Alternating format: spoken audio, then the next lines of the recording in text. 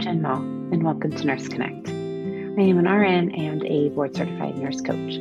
I believe that connecting with others is essential to living a happy and fulfilled life, and that sharing our stories not only helps us to heal ourselves, but also helps others by inspiring hope and optimism. I am so grateful to share stories of these incredible nurses on their journey, and I encourage you to find a way to share yours too. Thanks for listening in. Hi, everybody. Welcome back. I'm Jen Mall with Nurse Connect Podcast, and I'm very excited to have Kimberly here with me today. Welcome. Hi, thank you so much. Absolutely. So I know we're going to get into some good stuff today. We were already chatting offline and thinking, oh man, wish we caught that. So we're going to go back to the beginning first. And I have a feeling we'll probably wind up at several of the topics that we were chatting about before. So why don't you start by telling us, how, you have a super interesting story on how you got into nursing and what the work you're doing now. So take us back. How did you become a nurse? Well, taking us back. Okay. Um, it's been a very interesting journey. It took me about 10 years to get a degree. Mm-hmm. And why did it take me that long? I was definitely struggling with pretty much since my childhood, anxiety. And as I got older, some depression and anxiety. So initially I was going for psychology, and there was a certain class that was like a group project, and I was like, oh no, I can't do that. My anxiety got so bad. I had really bad social anxiety. I was in and out of dropping out of classes, ending up in the hospital, like chest pain. Oh my gosh. My resting heart rate was at least like 120. Wow. It was some significant anxiety.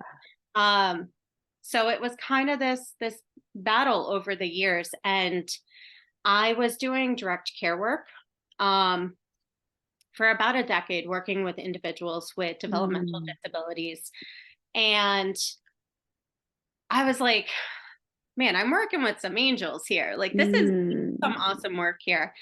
And to be working with individuals that were nonverbal, but still having the ability to communicate with them, and also empowering them to actually start to use their voices. Oh, wow. Was really cool. And so I enjoyed doing that work. And that's what led me, I was taking care of individuals that had G tubes, doing G tube meds, G tube feeds, total care. And I was like, all right, why not? Let's go for nursing, and so I did. And honestly, I don't even remember like applying for it or any of that whole process. It was just like I was in nursing school. I was meant to. So it was interesting too, because while in nursing school, I was still doing that work, but then I also started working in a rest home. So there was probably 90 residents in the place. I was pretty much just passing meds. I was called a responsible person. Passing meds to 45 people pretty much all day long. And so I was always kind of in very similar areas, not necessarily a CNA, but doing a lot of that kind of work. And then, went to nursing school and discovered while in nursing school that I wasn't totally a fan of the healthcare system. I could just see that it wasn't what I felt it was supposed to be. So I knew at that moment, like it was kind of just a really big moment, because at that point I was on different medications for my anxiety. I had anxiety and ADHD. So I was on Xanax and Adderall. And this was while I was at the beginning of nursing school, and I'm like, I don't want to be on these meds. I've tried a multitude of different medications beforehand and just had horrible, horrible side effects. Literally to the point where I was taking liquid medications, diluting it with water, and they were too much for me. So these were the only 2 meds that worked. And I'm like, I don't want to be on these. And I am tired of just, having so much anxiety. And it was this something's got to give situation. I tried therapy, I tried the meds, I tried everything. I was having cardiac workups, everything was coming back good. And so it kind of got to this point, like, what else is out there? Right. So I discovered Reiki. I think I found a group on, and it's like, all right, we're gonna try this thing out. Gave it a try, had my first Reiki session, and I walked out of there feeling like I was walking on a cloud. Wow. I had not a care in the world, but I still was grounded and, conscious of everything. And I'm like, is this what it feels to be normal? Is this really how we are meant to be and meant to feel? Is this what it feels like underneath, all of the stress and all of that? So it was pretty clear there was something here and I needed more of that. Yeah. So then I was introduced to who has been my spiritual mentor. I would say this is probably when I was in junior year of nursing school. Okay. And so I met my spiritual mentor, and she was just getting ready to open up her healing space and, start all these Reiki classes and stuff. And it was interesting because I had this moment where I was watching a Reiki session with her and someone else. And I'm just standing there watching the session, and I have all this stuff just kind of popping in my mind. And this wasn't anything new. I've had this kind of stuff happen in the past, but thought it was maybe crazy or something along. Yeah. Right. And all of a sudden my mentor goes, "Go ahead, Kim."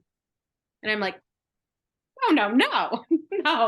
And she goes, "No, I can see that you're picking up on stuff. Go ahead, Kim." Wow. And I said, "Okay, what's up with this?" I don't remember, but I'm like, yeah. And she goes, "Oh, there was an injury there at this age and yada, yada." And I'm scanning the body, and she goes, "Go ahead, keep going." And I literally named probably close to 10 different, what appeared to me as injuries. And every single one was confirmed. There was something that had happened, in this lifetime to this individual here. And in that moment, I didn't realize the power, but now as a nurse coach, it's like I was totally seen and heard. Yeah. With these gifts that I thought I was just absolutely crazy. Yeah. But to have it confirmed to that level, I was like, oh, okay. She's like, "That's medical intuition, Kim." Very cool. Okay. That makes sense now that going for nursing and this and that. Yes. So at that moment, whatever she was doing, I was in. Yeah. Reiki 1, 2, 3, 4, within, I don't know, a couple months, probably exaggerating there, but I was just taking all the classes, and then ended up going through a mystical energy school and becoming a multidimensional quantum practitioner. So all of this I was doing while in nursing school. Oh my gosh, that's a lot. This was supporting my personal and my spiritual healing. And so going back to that junior year, I can't remember like how everything lined up date wise, but it was my junior year when I again had said I noticed like the system isn't the way that I thought it would be. And I also at that point had a nursing instructor who I discovered was a holistic nurse. And I was like, oh, there's something there. I need to pick her brain. And she ended up being my instructor for community clinicals. And I knew at that moment that what I was meant to do, I was meant to create. Like it is going to be something that's out there to get a job. So I just plugged along. I'm like, I'm not leaving without a degree and keeping this debt. Like we're going to get the degree and we're going to keep going here. And I did my best, but it was brutal at times.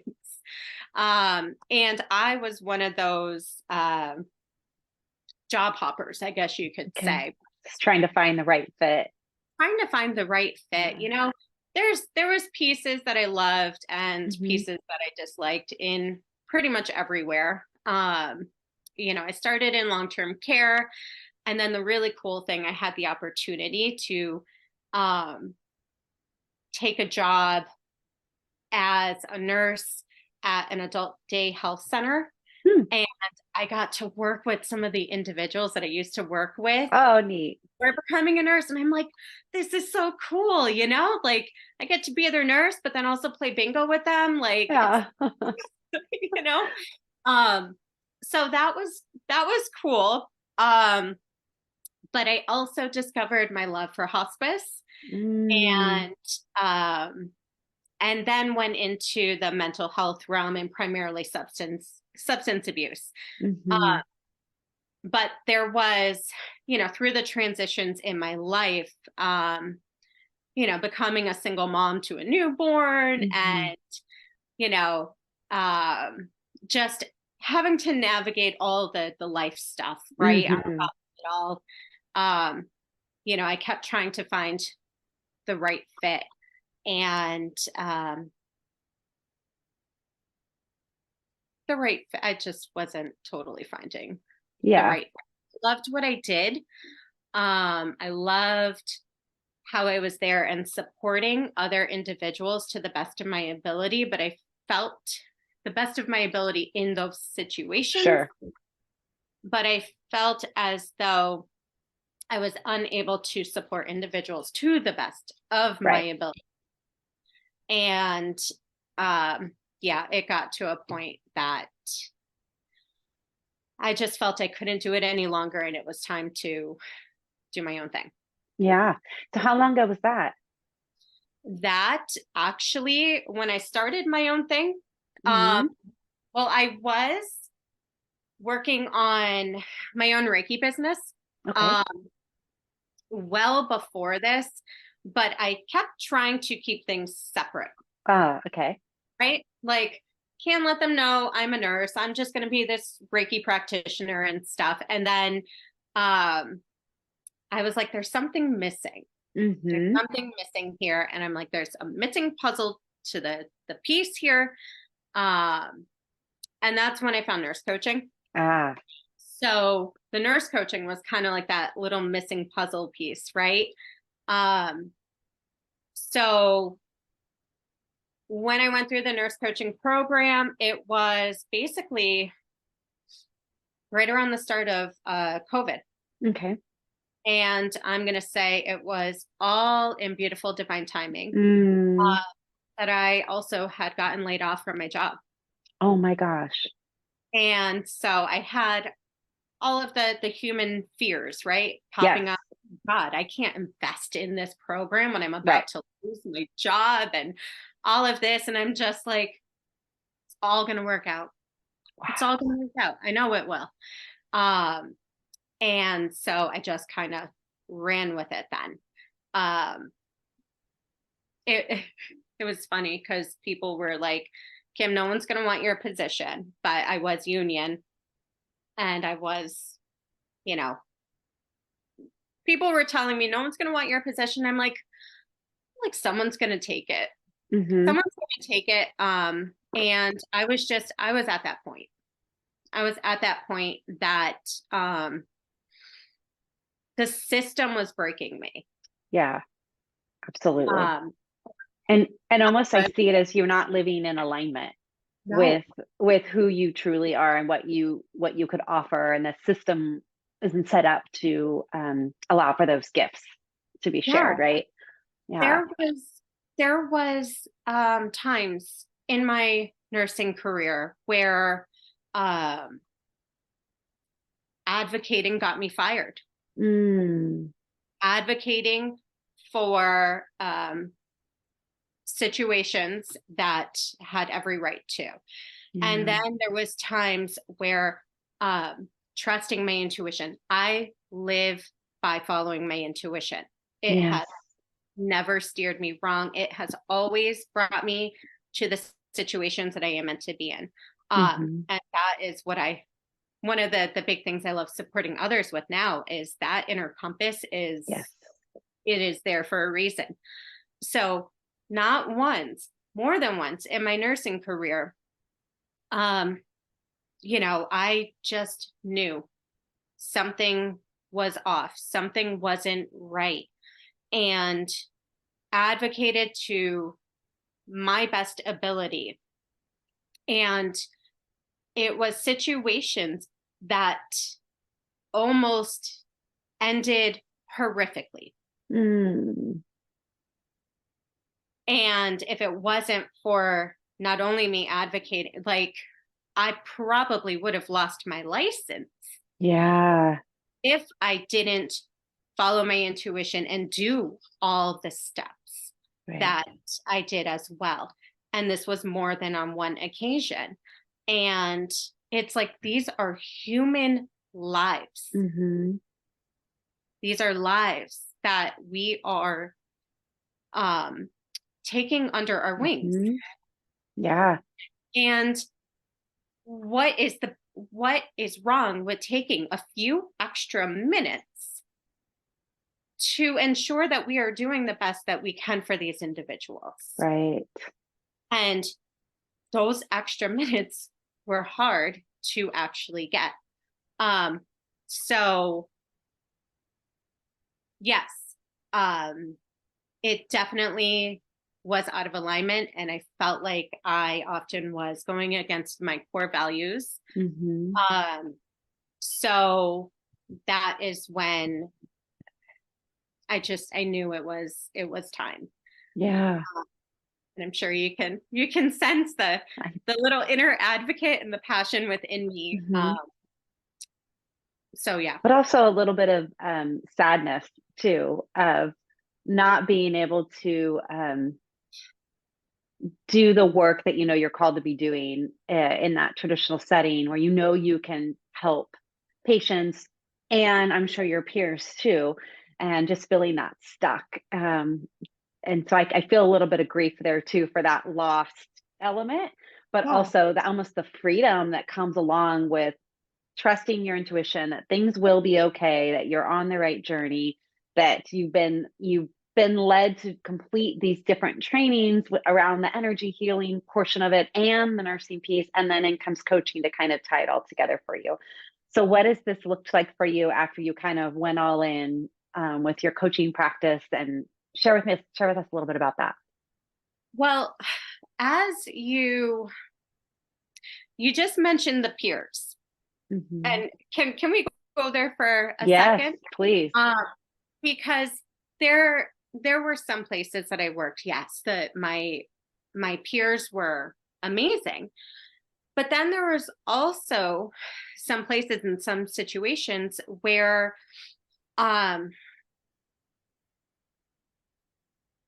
the horizontal bullying and the lateral violence was also difficult to navigate, especially when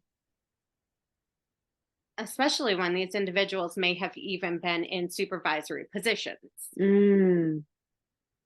And there was some instances where, more than one instance, where I was literally cornered in front of patients and talked down to in such a manner that it was not okay. No. And I know I'm not the only one that has dealt with this. And honestly, it is absolutely not okay in the field. So as you mentioned, like, what have I done with this now? It's once disengaging, I guess, right? Disengaging from the system and taking a step back and really looking at everything. It's looking at the whole picture of, wow, okay. I like to kind of take a perspective and a look at things like, what really transpired here? What could be the reason? And looking at it, and what I feel is a lot of nurses, myself included, right? We go into the field because we want to help people. A good majority of us, right? We have these big, loving, compassionate hearts, and we have so much love to give. And we just want to give it to everybody and help heal the world, right? Yeah. Not everybody, but maybe a good majority of us. I would agree. Yeah. Why is that? And because, we have a lot of wounds. And so let's forget about us, though. Right. Take care of everybody else and make sure everybody else is happy and give them the love and the care that we wish we received. Right. And so, and then here's this bullying thing. What's up with this bullying thing? Okay, well, maybe we were bullied at a younger age, or maybe then we started to just kind of become our own worst enemies and start bullying ourselves. Yeah. To the point where we may not even fully recognize, and here we are living our lives like this. And this is just the energy that we're attracting. Yep. Because we're meant to heal it. Yeah. Oof. And it's big. It's big. And really, like, a lot of nurses really are just gifted healers. Absolutely. And so a lot of us healers go through pretty intense and potentially, traumatic events and lives. And it's just kind of, the more crap that we go through, there's a reason. There's a big reason. And we are meant to heal that. We are meant to work through that and then get in an empowered state to be the best versions of us that we can be to help heal humanity. Yes. Yes, absolutely. And it is so hard to see and feel and understand that when you're going through it.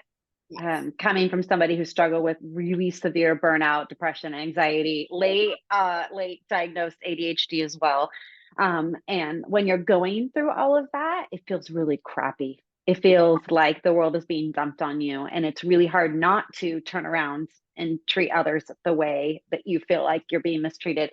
And so, but once you kind of start to do that work and you start to peel back those layers and you start that healing process, then it starts to be a little bit more clear of like, oh, well, I'm doing this work because I'm meant to help others on their journey as well. Yes. Yeah.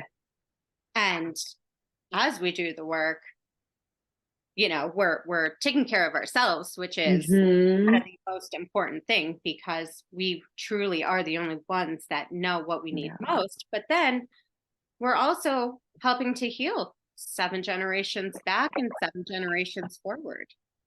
Well, So we're doing this work not only for our children, but for their children and so on. yeah.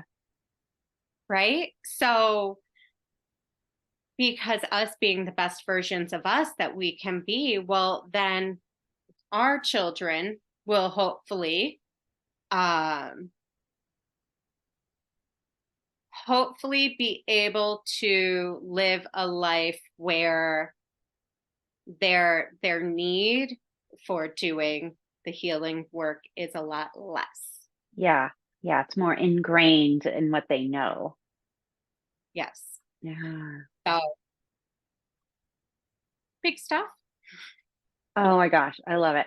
So, what are some of the things that have helped you on your journey, and that maybe you help teach to others? If you're kind of finding yourself in this place of burnout or compassion fatigue or feeling misaligned with where you're at right now, what are a few things that you can recommend to start with? I mean, it all depends, but if somebody is at that point where they're just toast, uh, Mm-hmm. first and foremost, reaching out for support.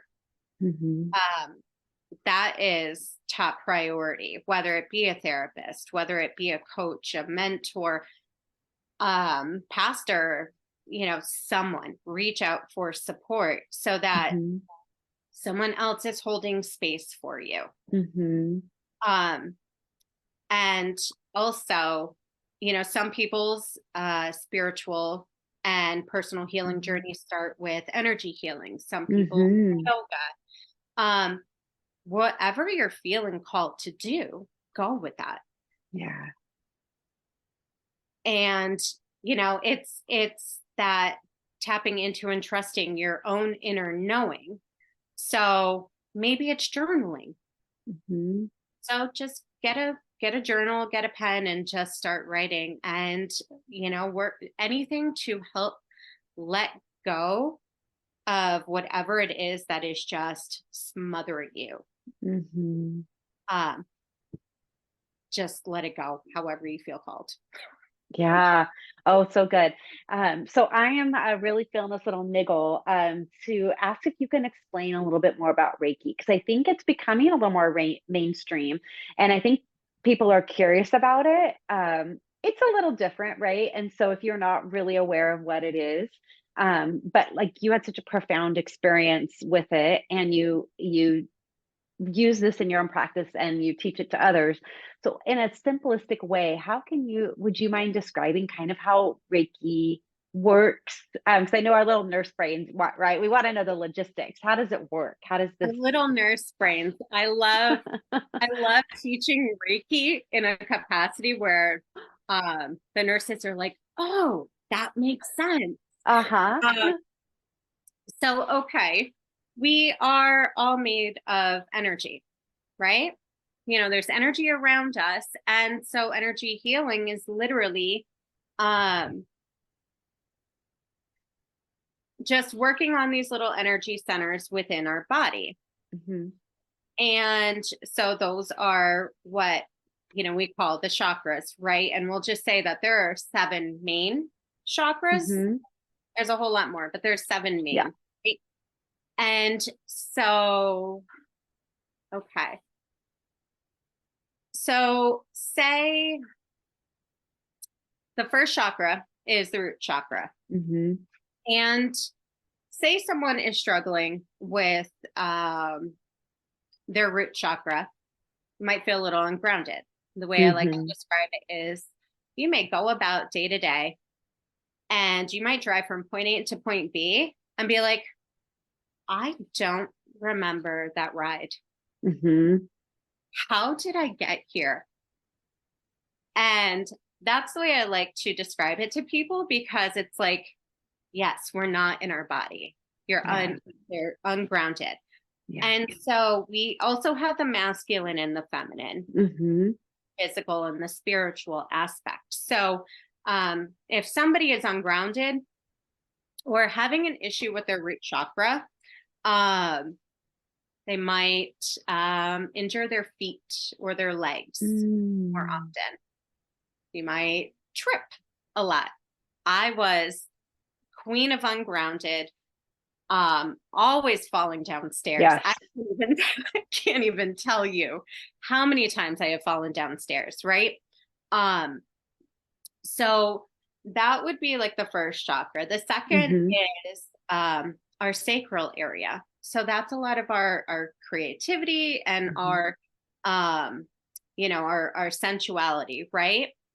And so a lot of women struggle with that area in particular. So thinking the pelvic, all the feminine organs, stuff along those lines are in that area. How many women are struggling in that regards? So then you have the third chakra, which is kind of our personal power center. And that's literally when you can feel those gut punches. So say you're having a situation with someone and you literally feel like you've been punched in the stomach. Well, that's because you feel that your personal power was just taken away. Then you move up to the heart. Okay, as a nurse, cardiac, let's go back down to the third real quick. Okay. So the liver. Liver is a big one. If individuals are struggling with anger or resentment, that's where a lot of this is going to be stored, right? And I want to say, okay, so for the nurses here, ascites. Say someone's having some liver issues and they're having some ascites. And so the third chakra is kind of like right below the rib. And what happens to their abdomen, right? Oh yeah. You start to get rounded, distended. Yeah. So I'm trying to explain this in a very more kind of nursing way. And then the heart, all the cardiac stuff. But in this also is all the stored grief. So thinking of individuals that may have heart related or heart area related stuff. How many of those people are just really, really big hearted people that give and give and give and give, or may struggle with grief? Absolutely. I think that's always where my anxiety sits too. My personal anxiety is always right here. Yeah. Interesting. So and we got to look at grief as, okay, I moved as a child when I was 9 years old and I left a home that I didn't want to leave. I moved into another home. Did I grieve about that? I don't remember at that age. I know I was upset though. So there's all these situations that we've gone through. Even just leaving a job, even if you didn't like that job, but you loved your patients. Yeah. Going through the grieving process. And how many times are we just like, let's just suck it up, shove it down, move on. Stuff it down, stuffing it down. Also, whatever we feel called, and then we don't go through the grieving process, and then we end up in situations that are like minuscule, right? Right. Shouldn't be a big deal. Shouldn't be a big deal, and all of a sudden you're like, oh my gosh, you're just losing it for weeks on Yeah. end. And you're like, why am I so emotional? And it's, Yes. It really has nothing to do with that one thing that triggered you. It's everything underneath that you've been avoiding. And yeah.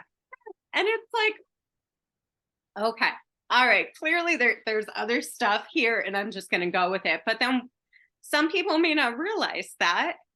And they may be like, what is wrong with me? I must be Yeah. depressed or something along these lines.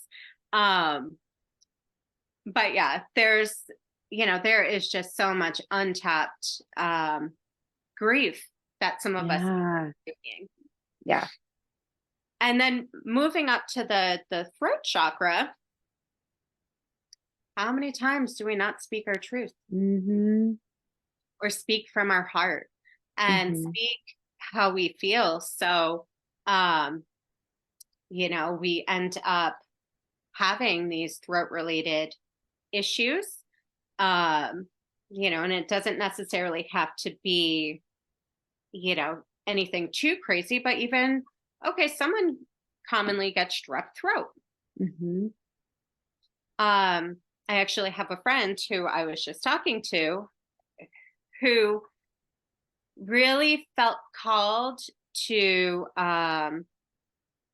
speaking up about something big that transpired in their life, and finally just kind of like telling their story.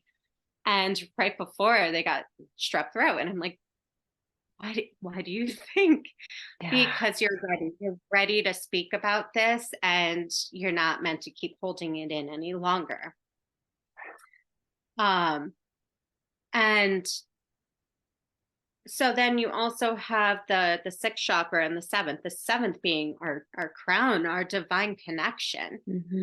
And the sixth being our, kind of our sixth sense. Yeah. Right. And how many of us are shutting it down? Headaches, migraine. Yeah. Oh my gosh. And really, we're not meant to shut it down, but we're in so many situations where we do. As I had spoke about a few. So I don't know if that. So yeah. So tell me a little bit. So we talked about how Reiki kind of helps clear out some of those blockages. Yes. Yeah. So looking at it as we kind of have multiple layers, right? Yeah. And this is why you're on your healing journey. There's different layers. Yes. And you may work through some stuff and then a couple years later be like, I thought I worked through this. Yes, for it's sure. Well, we have the physical, the mental, emotional, and the spiritual. Yes. We'll just talk about those layers. And so as you go for a Reiki session, the most important thing is to just show up and just be open to the process. That's it. And that's all that I tell people. And as you do, if you're just willing to be open and receive, then you will be receiving this energy. Beautiful. And it supports in kind of rebalancing, realigning, helping you to clear whatever might be stuck in there that you're ready to let go of, and you just may not totally be conscious of. And yeah, it's just kind of a way to drop off whatever baggage that you're ready to, so that you can receive a new luggage, receive new gifts, anything along those lines, right?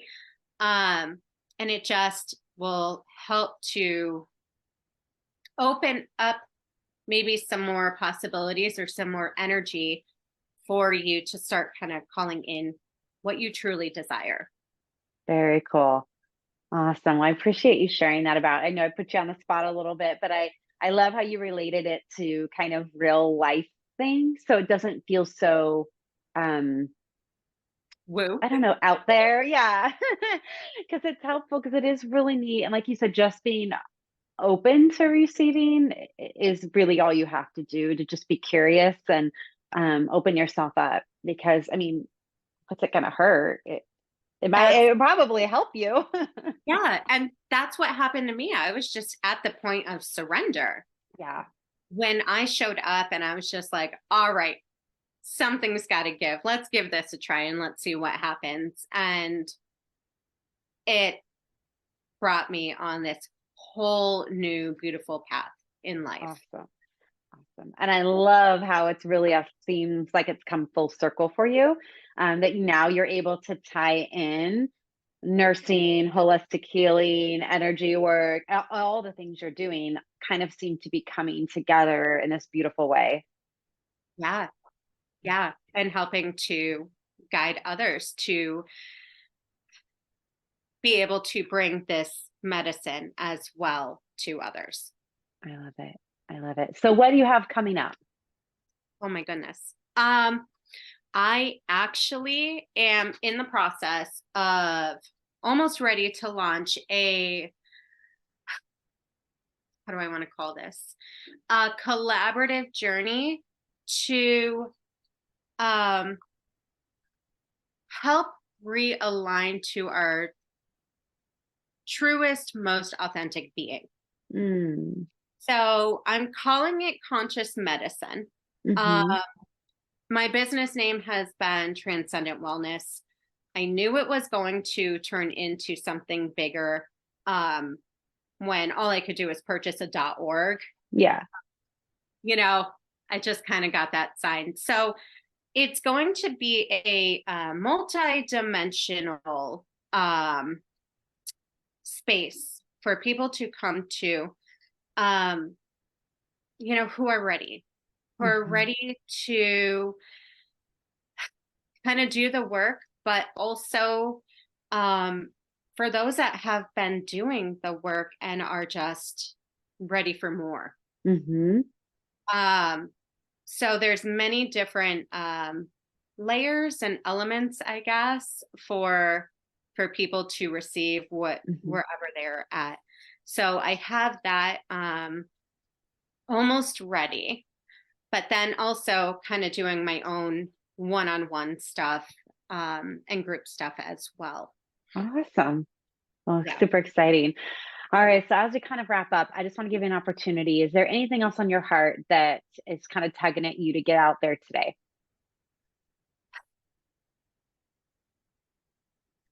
Basically, I would just say, that we are meant to heal. Not that we are broken, but to heal those wounds that we are carrying, and that honestly, not healing them is causing more suffering than to actually do the work. And in that, we can best support others as well. And all we have to do is just reach out for support, and there is someone there that is ready to guide you. Absolutely. Yeah. Oh, thank you for this beautiful discussion today. I'm grateful for you for being open to sharing your story and your journey and the tools and resources that you've accumulated along the way and are now helping others to share. Thank you. Yes. Thank you so much. All right, everybody. Have a good day. We'll see you later. Bye.